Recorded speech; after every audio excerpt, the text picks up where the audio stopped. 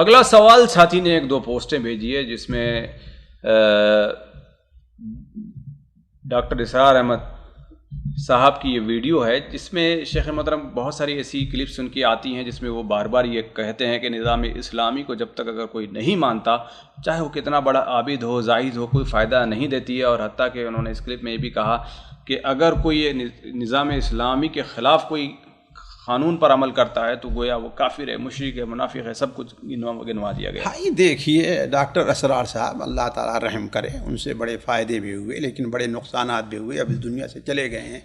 اللہ تعالیٰ سے میں تو یہی کہوں گا اللہ تعالیٰ ان کی غلطیوں لغزشوں سے درگزر فرمائے، ورنہ ان کے بارے میں کیا کہہ سکتا ہوں۔ مولانا عبدالغفار حسن رحمانی رحمہ اللہ نے ایک بار کہا تھا کہ اس جاہل کو ساحری خوب آتی ہے۔ بڑا مشکل مرحلہ ہے ان لوگوں کا جو صرف اردو پڑھ کر کے قرآن اور حدیث کو سیکھتے ہیں، اگرچہ بعد میں عربی سمجھنے کے لیے انہوں نے کچھ کوشش کی، لیکن کیا ہے وہ اصل اہل علم سے بالکل کٹ کر کے رہتے ہیں، اس لیے ان لوگوں سے اس چیز کی بڑی بھیانک غلطیاں ہوا کرتی ہیں۔ اب میں ابھی ان کے دوسرے عقائد پر نہیں جاتا جو ان کا وحدت الوجود کا اور دوسری جو چیز رہی واللہ عالم، لیکن انہی دو کلپ ایک کلپ ہم نے سنا تو مثال کہتے ہیں ویل للعرب، یعنی عرب کا معاملہ بالکل ان سے فارغ ہے، ان سے کسی خیر کی امید نہیں ہے۔ نعوذ باللہ من ذالک۔ اولا وہ حدیث جو صحیح بخاری وغیرہ میں ہے حضرت زینب بنت جحش کی کہ ویل للعرب من شر قد اقترب، اس کا معنی کیا ہے؟ آپ اس کی مثال ہے کہ آپ نے صرف اتنا لے کہ لا تقربوا الصلاۃ، نماز کے قریب نہ جاؤ، فویل للمصلین، اس کے آگے نہ پڑھو الذین هم عن صلاتهم ساہون، نہ جاؤ۔ اصل پوری حدیث پڑھیے تو آپ کو اندازہ لگے گا کہ اللہ کے رسول صلی اللہ علیہ وسلم بیان فرمائے ویل للعرب من شر قد اقترب فتح اليوم من ردم یاجوج وماجوج مثل هذه۔ تو گویا آپ صلی اللہ علیہ وسلم عرب کو اس شر سے ڈرا رہے ہیں جو یاجوج اور ماجوج کی طرف سے اٹھے گا، نہ کہ عام چیزیں۔ یعنی اس حدیث کو آپ اس معنی میں لیجئے ویل للعرب من شر قد اقترب فتح اليوم من ردم یاجوج وماجوج مثل هذه، اس کا معنی کیا ہے؟ نعوذ باللہ من ذالک، عرب میں کوئی خیر نہیں ہے؟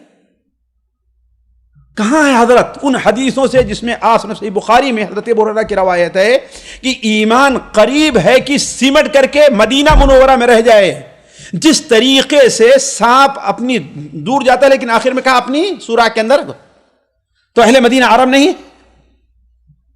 حضرت عبداللہ ابن عمر کی حدیث شاید صحیح مسلم کے اندر ہے کہ ان الایمان یا ان الدین لا یعرض بین المسجدین، دونوں مسجد یعنی حرمین کے درمیان رہ جائے گا۔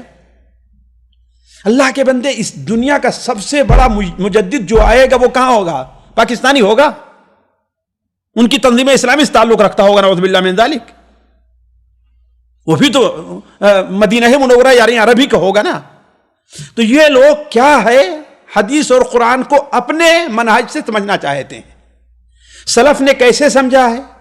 ہم یہ مانتے ہیں قرآن مجید میں اللہ نے صراحت ارشاد فرمایا ہے وَمَن لَّمْ يَحْكُم بِمَا أَنزَلَ اللَّهُ فَأُولَٰئِكَ هُمُ الْكَافِرُونَ وَمَن لَّمْ يَحْكُم بِمَا أَنزَلَ فَأُولَٰئِكَ هُمُ الْفَاسِقُونَ وَهُمُ الظَّالِمُونَ، وہ کافر ہیں، فاسق ہیں، ظالم ہیں۔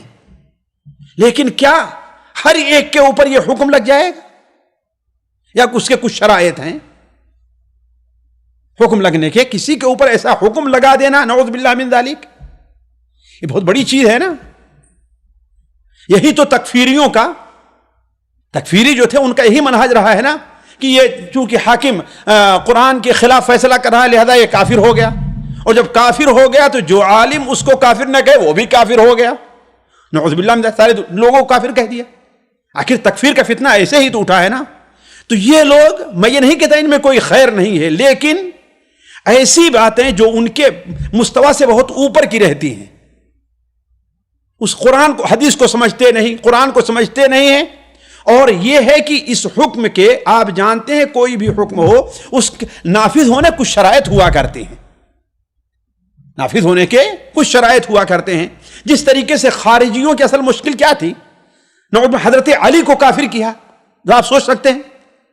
حضرت عبداللہ ابن عباس کو ان لوگوں نے کافر کہا، صحابہ کرام کو ان کی بیوی حاملہ ہے اس کو ذبح کیا، نعوذ باللہ من ذالک، ذرا سوچیے حالانکہ ان سے زیادہ عربی سمجھنے والے تھے، ان سے زیادہ عربی سمجھنے والے تھے، قرآن حدیث پڑھنے والے تھے، لیکن کیوں؟ ان لوگوں نے اپنی سمجھ کو صحابہ کرام کے سمجھ کے تابع نہیں کیا ہے۔